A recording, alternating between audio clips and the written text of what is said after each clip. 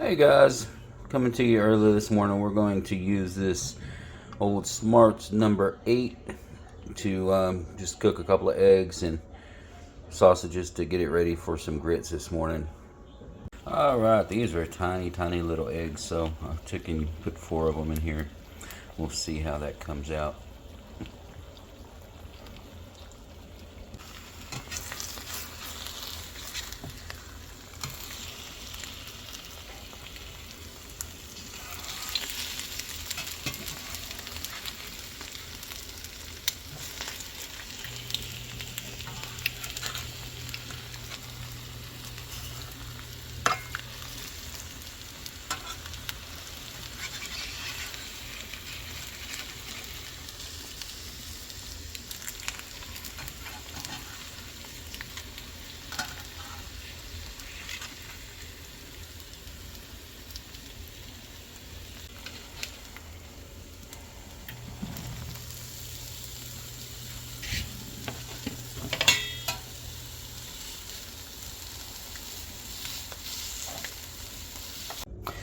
Alright guys, everything came out great. Got my grits, sausage in there, some eggs in this old Smarts number 8.